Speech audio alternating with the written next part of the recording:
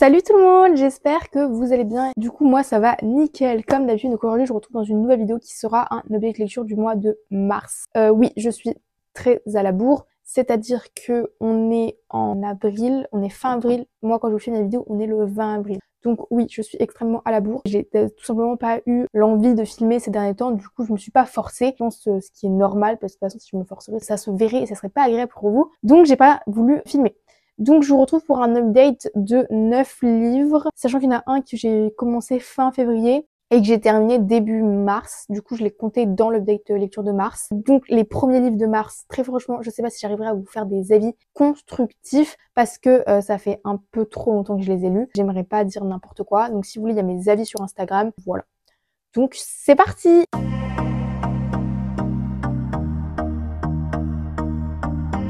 Donc premier livre que j'ai lu, c'était Le Chant des Sans-Repos de Rosine Brown aux éditions J'ai lu. C'est une fantaisie qui est inspirée de légendes d'Afrique de l'Ouest et donc c'était le premier roman de l'autrice. Donc dedans on va suivre la cité royale de Ziran et il y a le festival de Solstacia qui est sur le point de commencer. Et après avoir fui je ne sais plus quoi, Malik va arriver avec ses deux sœurs à Ziran. Et il espère pouvoir, grâce à ces événements-là, espérer de pouvoir tirer profit et pouvoir avoir une meilleure vie. Un jour, un démon millénaire va arriver et va lui proposer un pacte et va lui arracher sa plus jeune sœur. Et le pacte, c'est je te rends ta sœur, mais je te la rends uniquement si tu tues la princesse héritière Karina. Sauf que elle est incapable de régner et à un moment donné que peut-être leurs destins vont se croiser. Pour vous faire un avis, ça va être assez compliqué. En fait, il se pourrait que je l'ai pas encore écrit mon avis. C'était un 3,5 étoiles. Au début de l'histoire, j'ai eu énormément rentré dans l'histoire parce qu'il y avait des termes, des légendes de l'Afrique de l'Ouest qui faisaient que j'avais du mal à rentrer dans l'histoire parce que j'avais du mal à attacher, à comprendre tout. Et puis au fur et à mesure, j'ai commencé à apprécier ma lecture, à aimer et à être dans l'engouement du coup de l'intrigue. Pourquoi c'est un 3,5 étoiles? C'est que j'ai trouvé les personnages attachants, mais pour moi, Karina et Malik, pour moi, ils n'osaient clairement pas. C'est-à-dire que déjà Karina, elle était vraiment la princesse héritière qui n'osait rien faire. Elle disait je vais le faire, je vais pas le faire. Enfin bref, elle était en mode elle avait passé un pacte aussi. Et ce pacte, c'était d'essayer de ressusciter sa mère parce qu'elle pouvait clairement pas assumer ce rôle. Et Malik, lui, il devait tuer la reine, enfin la princesse héritière. Sauf qu'à chaque fois qu'il pouvait le faire, il le faisait pas. Et du coup, ça m'a énervé. Les personnages n'osaient pas passer à l'action. Et du coup, à la fin, ça a rajouté des longueurs. Les rebondissements, donc les plot twists, à la fin, ils étaient surprenants. Mais alors tout le long, sinon j'avais compris l'histoire de A à Z. Mais la fin était sympa. Donc je lirai sûrement le tome 2, mais je sais pas où le trouver pour le moment en poche. Donc le jour où je tomberai dessus en librairie, peut-être que je le prendrai. Mais il est nulle part à côté de chez moi. Donc il faudrait que je fasse une commande, sauf que c'est vrai que c'est pas dans ma priorité de livres à commander. Ensuite, deuxième lecture, c'est Le Royaume de Pierre d'Angle, le tome 3, aux éditions Folio Fantasy de Pascal Quiviguer, je sais pas. Du coup, je vais pas vous résumer le tome 3 parce que ça serait vraiment bizarre. Je vais vous résumer le tome 1 et si vous voulez, il y a même l'avis de ma maman dans l'update lecture précédent, donc du mois de février. Du coup, on y suit Emma et Thibaut. Donc Thibaut, c'est le prince héritier du royaume de Pierre d'Angle et donc dans ce tome 1, parce que là on est dans le tome 3, il est sur un navire et il rentre sur Pierre d'Angle et faire plusieurs escales sur plusieurs royaumes. Et un jour, une clandestine va apparaître sur son bateau, c'est Emma. Et Emma, elle est complètement différente, elle a vécu des choses horribles, etc. Il va l'accueillir et il va l'emmener du coup au royaume de Pierre d'Angle. Et donc on arrive sur une intrigue politique, etc., etc. Je vais pas vous en dire plus, donc si vous voulez vraiment un avis détaillé, allez sur notre lecture du mois de janvier où je fais bien mon avis du tome 1. Du coup, je vous disais, c'était un 4,5 étoiles. Je l'ai adoré, les personnages trop bien. Du coup, on retrouve nos personnages et ça, c'est juste formidable. On voit que Thibaut et Emma, ils sont déterminés. Le world building est toujours autant incroyable. Pascal Quiviguer, elle construit super bien son univers, les personnages. Par contre, j'ai trouvé du coup l'histoire beaucoup plus sombre. Genre, j'ai l'impression que plus on avance dans les tomes, plus les tomes deviennent de plus en plus sombres et de plus en plus violents. Parce que là, moi, je suis en train de lire le tome 4, du coup le dernier, et je trouve que plus on avance, plus c'est complexe et beaucoup plus violent, etc. Sinon, je trouve qu'il y a énormément d'action dans ce livre, c'est incroyable, il se passe toujours plein de choses. Moi j'ai été choquée plein de fois, surtout à la fin, s'il vous plaît la fin. J'avais juste une envie de lire le tome 4, mais quand je lis des sagas, je laisse toujours du temps parce que j'ai peur de me lasser, entre guillemets. Sinon, je sais pas quoi vous dire à part que ce livre, vous devez le lire, c'est vraiment une saga, c'est une découverte de cette année. Enfin, je l'avais déjà vu plein de fois, j'avais vu des avis mitigés, des avis où ils disaient que c'était compliqué et tout, et aucun regret de m'être lancée dans cette saga parce que vraiment, je pense que ce sera l'une des sagas de 2025 que j'ai découvert et que j'aurais adoré. Ensuite, j'ai lu en troisième lecture Celle qui devint le soleil de Shelley Perker-Chan aux éditions Brajlon. Donc lui, ça faisait une éternité qu'il est dans ma palle. Ça faisait depuis février 2000 23 je crois. Donc ça faisait 2 ans qu'il était dans ma palle. Il a même déteint pour vous dire. Du coup, vous le voyez pas mais il y a une case. Je sais pas pourquoi c'est la seule où le livre on déteint. Bon, j'ai pas trop bien compris. Mais c'est pas grave. C'est un livre du coup déjà inspiré de l'histoire chinoise puisque on y suit la Chine quand elle est envahie par les Mongols. On y suit en 1345 en Chine lors de la cruelle domination mongole. On y suit Zhu qui un jour apprend que son frère Shongba est promis à un avenir grandiose. Sauf qu'un jour il va y avoir un accident et son père va décéder et Shongba va se laisser mourir. Alors Zhu, elle va décider tout simplement de prendre la place de Shongba pour essayer d'avoir son avenir. Donc elle va changer entre guillemets d'identité et elle va gravir les échelons au fur et à mesure pour peut-être avoir l'avenir de Shongba. Parce que elle, Zhu, elle était destinée à rien. Voilà, je sais pas quoi vous dire de plus sur ce livre. Du coup, c'était un 4 étoiles. J'ai extrêmement apprécié malgré que je trouvais que l'intrigue politique était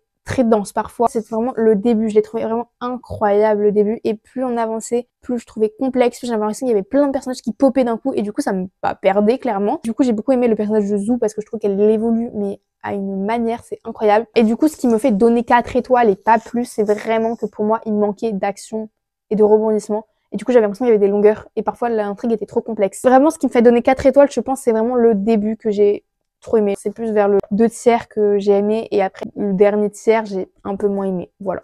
Ensuite, je vais vous parler de 2 livres. Si vous avez suivi du coup ma vidéo, mes coups de cœur de 2024, c'est pour ça que j'ai fait cette vidéo. C'est parce que j'avais eu des coups de cœur. Je vais parler tout d'abord de Animal de Cécile Alix aux éditions PKJ. Donc dedans on y suit un humain, un jeune homme de 15 ans qui est dans un pays en guerre. Le pays n'est pas précisé, c'est voulu. Et il est forcé de devenir un homme à 15 ans. Donc sa maman va le forcer à partir pour vivre une nouvelle vie. Et donc lui, son but, c'est d'arriver à Paris, à la Tour Eiffel. Et donc on va le suivre dans cette aventure, mais c'est pas qu'une aventure qu'on va suivre, c'est le chemin de la clandestinité. Il va survivre, il va s'effacer, il va s'oublier. En fait, c'est même plus un homme, il est réduit à un animal qui survit pour essayer d'avoir une nouvelle vie, une vie meilleure. Et moi j'ai trouvé ce livre juste magnifique. Il est violent, il est dur, mais il est si beau. Je pense que c'est un livre que tout le monde devrait lire et qu'on devrait peut-être faire lire aux jeunes à l'école. Il était magnifique, il était bouleversant. J'ai pas pleuré parce que je pleure très rarement devant un livre. Je sais pas comment vous dire, à part que ce livre était puissant. J'ai eu énormément de mal à faire mon avis parce que je savais pas quoi dire à part que tout était bien parfait. C'est un coup de cœur. Ce livre est rempli de violence, mais l'auteur apporte aussi de l'espoir et on y rencontre des personnages extrêmement méchants, mais aussi des personnages extrêmement gentils. Même si je me dis que l'histoire est quand même fictive parce que il y a forcément, je pense, des gens qui envient ça, qu'ils rencontrent des belles personnes et tout pendant leur voyage pour arriver dans un nouveau pays. Mais la plupart du temps, c'est pas comme ça. Les gens sont pas traités comme ça. Ça reste de la fiction, mais c'est très puissant. Donc voilà pour ce livre. Je sais pas quoi vous dire à part lisez-le. C'est un magnifique livre. Et ensuite, j'ai lu, qui était aussi un coup de cœur, et là, je m'y attendais vraiment pas. C'était The Royal Coven de Juno Dawson aux éditions Calix. D'ailleurs, il est beaucoup trop beau. Je sais pas si ça me rappelle, mais c'est dans mes premières vidéos, il est apparu. Mais en tout cas, ce livre a confirmé que j'aime beaucoup les livres avec les sorcières. Donc dedans, on y suit sorcières. Et on y suit Niam, Kiara, Elena, Léonie et elle. Et nous, on va y suivre plus particulièrement Niam, même si on les suit un peu toutes, on a toutes leurs points de vue, donc ça c'est trop bien. On a plusieurs sorcières complètement de personnalités différentes. Donc les sorcières, elles sont parmi les êtres humains. Un jour, le cercle royal de Sa Majesté va apprendre qu'il y a une terrible menace qui va arriver sur le monde, clairement. Un terrible sorcier avec des capacités extraordinaires a été capturé et il pourrait être un véritable danger. Donc mon avis, donc du coup c'était un coup de cœur, j'ai adoré ce livre, il était incroyable. Du coup, les personnages, j'ai beaucoup apprécié parce que je trouvais qu'il y avait plusieurs personnalités. Ensuite, j'ai beaucoup aimé le world building parce que ça se passe dans le monde normal, mais les sorcières en font partie, en fait. Et il y a de la magie, mais sans trop en avoir. L'auteur aussi, elle aborde des sujets incroyables. Je m'attendais pas du tout à qu'elle aborde autant de sujets. Et j'ai trouvé que tous les personnages, à part un, avaient l'esprit très ouvert. Surtout Niam, il y a un personnage en particulier qui va être contre toutes ces choses-là. Pour moi, ça fait la réalité du monde extérieur dans une fantasy. Du coup, je trouvais ça sympa. C'est un livre qui est du coup fantasy, mais avec des sujets importants et avec des personnages assez réalistes qui peuvent exister dans la vraie vie et à laquelle on peut se confronter. Ensuite, j'ai lu Hunger Games, le balade du serpent et de l'oiseau chanteur de Susan Collins aux éditions PKJ. Et comme vous savez, il y a un autre tome qui est sorti. Je sais pas si c'est un préquel, un autre tome. Sur Instagram, si vous me suivez sur Instagram, j'ai appelé tome 4, mais en vrai, c'est un préquel, donc c'est le tome 0. Je sais pas, il y a quelqu'un qui m'a dit dans mes commentaires Instagram qu'on lui avait conseillé de commencer par le tome préquel et après le lire la trilogie. Sauf que pour moi, d'abord, faudrait mieux lire la trilogie de base et après lire le préquel parce que ça donne plus d'indications. Mais après, je sais pas, si elle me donne un avis de comment elle l'a senti, ça serait sympa. Si vous l'avez fait, dites-le moi. Du coup, dedans, on y suit Coriolanus Snow, celui qu'on aime clairement pas pendant la trilogie, mais là on le suit du coup lors des 10e Hunger Games. Pour donner plus envie, c'est la première fois qu'il y a des mentors. Et donc Coriolanus va devenir le mentor. Donc lui, il pensait, parce que la lignée Snow est de base une très bonne lignée, c'est une bonne famille, et du coup il se pensait se retrouver avec un bon district, ce que pas du tout, il va se retrouver avec la fille du district 12, il va devenir du coup le mentor de Lucy Gray. Du coup on y voit aussi comment ça se passait les Hunger Games par rapport à Katniss et Peeta, c'est pas du tout la même chose. Les joueurs, ils sont vraiment traités comme des animaux aux zoos, dans des cages, etc. Enfin vraiment c'est horrible ce qu'ils vivent. Et du coup, on y voit un peu aussi la transformation de Coriolanus. On voit qu'il est tout de suite influencé par le Capitole et pourquoi il devient comme ça. Du coup, pour mon avis, c'était un 3,75. Pourquoi? Parce que d'ailleurs, je préfère carrément la trilogie de base, en particulier le tome 2. Ça a rien à voir, je trouve, avec la trilogie de base, mais normal, c'est le préquel, ça se passe avant. Moi qui aime le dystopie, j'ai été servie. Mais pour moi, il y avait des longueurs. À la fin, ça m'a un peu énervé. En fait, ce livre, faut pas oublier que ça parle de régime totalitaire et que ça dénonce le régime totalitaire. Et on y voit du coup la répression et toutes les mauvaises choses que ça peut avoir en lien sur une population. Ensuite, ça c'était une relecture, j'ai lu Heartstopper, le tome 1 de Alice Oseman aux éditions Hachette Roman en français, mais là moi je l'ai lu en anglais. Donc en fait c'était un jour où j'étais à la librairie et j'avais plus de temps et du coup j'avais repéré le livre que je voulais. Donc en soi j'avais plus rien à faire et du coup j'ai vu qu'il y avait Heartstopper et ça faisait très longtemps que je voulais le lire en anglais et au lieu de l'acheter je l'ai lu directement à la librairie, ça s'est lu en une demi-heure même pas. Du coup c'était très sympa. Donc c'était une relecture sachant que je l'avais adoré Heartstopper. Donc j'ai mis 5 étoiles mais en soi je l'aimais pas en coup de cœur parce que c'était un ancien coup de cœur du coup de l'année 2023. Ensuite, j'ai lu une petite romance, même si j'en ai lu d'autres, non je sais plus. J'ai lu Collided de Lauren Asher, donc c'est le tome 3 de la Dirty Ass Series, donc mais pas de maison d'édition parce qu'il est édité par Amazon. Dedans, on y suit Sophie et Liam. Sophie, c'est la fille du PDG de l'équipe Bandini. Elle est avec son père cette année-là pour la suivre dans la tournée, entre guillemets, des courses. Elle s'ennuie un peu et elle s'est rendue compte qu'elle n'est pas un peu comme tout le monde, donc elle va décider de faire une bucket list de toutes les envies qu'elle aimerait bien réaliser cette année. Et à contrario, on y suit Liam, qui lui fait partie de l'équipe opposé à Bandini, qui est McCoy. Et du coup, c'est un peu mauvais, entre guillemets, que ces deux-là traînent ensemble. Sauf qu'un jour, Liam, il va tomber sur la bucket list de Sophie et il va dire je vais pouvoir t'aider, etc. Sachant qu'ils étaient amis d'enfance, ils ont perdu contact et là ils se retrouvent et ils se sont promis que c'était une relation qui allait rester platonique et que ça allait pas être plus genre il allait l'aider à peut-être réaliser certains traits, enfin certains points de ta bucket list, mais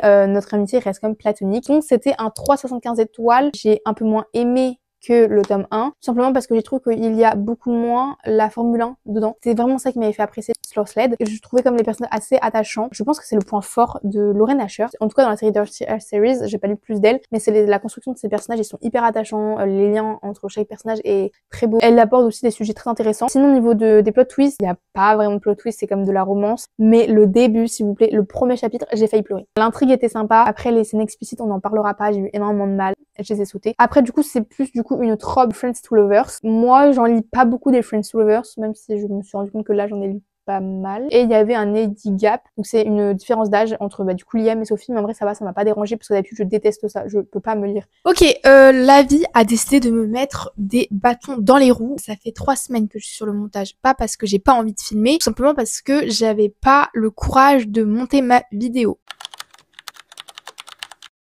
Du coup, je vous fais le dernier avis du coup qui n'a pas été fait, donc qui est le parfum de l'impératrice. Je sais même plus combien je lui ai mis, c'est une horreur. Du coup, j'ai lu le parfum de l'impératrice de Leslie Tanguy. Donc c'est le tome 1 aux éditions Gulfstream. Je vais pas vous faire un résumé, tout simplement parce que je m'en souviens pas. Déjà c'était une énorme déception, c'était un 1,5 étoiles. Voilà. Déjà, on commence sur les chapeaux de roue avec ce livre. Du coup, qu'est-ce que j'ai eu du mal à aimer? J'ai eu du mal à m'attacher au personnage. Pendant les 100 premières pages, je me suis dit je vais m'accrocher, etc. Et au bout de 80 pages, j'ai commencé à aimer. Et au final, au bout de 10 pages, j'ai commencé à en fait ne plus accrocher du tout. Ça m'a pas du tout plu. C'est dommage parce qu'apparemment c'est une très bonne lecture. Je vois que je suis extrêmement décalée. Attendez, je vais juste me remettre. Bon, du coup, pour revenir, je me cache. Non, c'est bon. Bon, j'ai continué le livre parce que je déteste DNF des livres, mais j'ai vraiment eu du mal. L'intrigue, en fait, elle donnait vraiment envie et au final, j'ai pas du tout attaché. J'ai juste bien aimé le fait que ce soit un peu une lecture sensorielle où il y a beaucoup d'odeurs, de parfums, mais aussi du thé, etc. Donc ça, c'était le seul point positif du livre au final. Après, j'ai vu beaucoup d'avis, j'ai lu pas mal d'avis, je me suis comme renseignée. J'ai vu beaucoup d'avis positifs, donc je pense que ça ne passe tout simplement pas avec moi. Donc je vous le conseille quand même parce que il y a des bons avis dessus, des bons échos. Je pense que là, c'est vraiment la plume qui ne passe pas avec moi. Je pense que ça peut plaire à des gens, mais ça ne me plaît pas à moi. Donc voilà, donc si vous voulez, il est même à vendre sur mon Vinted. Je le vends parce que de toute façon, je vais pas garder un livre que je n'ai pas aimé. Donc voilà pour ce bilan lecture de 9 livres du coup. Donc voilà pour ces 9 livres que j'ai lus, sauf s'il n'y a pas Heartstopper. Je suis désolée pour cette fin de bilan lecture. Donc j'espère que ce bilan lecture vous aura plu. Si vous avez plu, n'hésitez pas à le liker, à le commenter en me disant si vous avez lu l'un de ces livres ou si vous avez prévu de lire l'un de ces livres. Et surtout, je vous dis à la prochaine pour une prochaine vidéo. Salut!